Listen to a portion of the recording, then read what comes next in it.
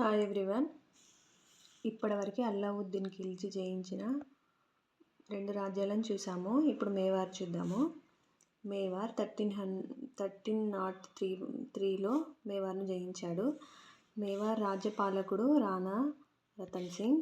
అల్లావుద్దీన్ ఖిల్జీ మేవార్ని ఓడించి మేవార్ రాజధాని అయిన చిత్తోర్కి తన కొడుకు పేరు ఖిజిర్ ఖాన్ పేరు మీదుగా ఖిజీరాబాద్ అని నామకరణం చేస్తాడు.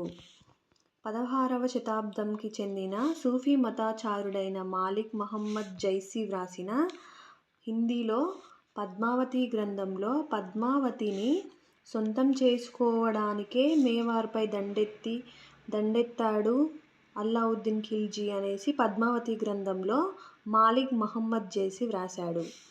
పద్మావతి గ్రంథం హిందీలో రాయబడింది. రాణి పద్మావతి 30,000 మంది స్త్రీలతో అగ్నికి ఆహుతి అయిందని గ్రంథం తెలియజేస్తుంది. ఇలా అగ్నికి ఆహుతి అవ్వడాన్ని జోహారని అని అంటారు. నెక్స్ట్ రాజ్యం సవాసా.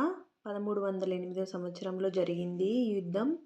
ఇది రాజస్థాన్లోని మార్వార్ ప్రాంతం. రామ్ సీతల దేవను ఓడించి ఈ రాజ్యాన్ని ఆక్రమించాడు అల్లావుద్దీన్ ఖిల్జీ. నెక్స్ట్ జాలోర్.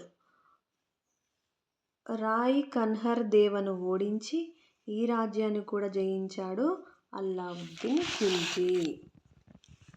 నెక్స్ట్ మాల్వా. మాల్వా ఎక్కడుంది? మాల్వా ప్రాంతం మధ్యప్రదేశ్లో ఉంది. మహ్లక దేవుణ్ణి ఓడించి మాల్వాను ఆక్రమించాడు అల్లావుద్దీన్ ఖిల్జీ.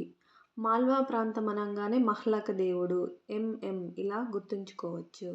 ఈ మహ్లక దేవుళ్ళు పరమార వంశస్థులు.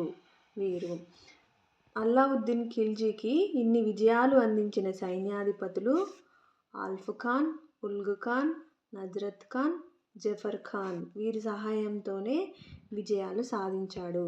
నెక్స్ట్ వీడియోలో అల్లావుద్దీన్ ఖిల్జీ జయించిన దక్షిణ భారతదేశ దండయాత్రలు చూద్దాం. Thank you for watching.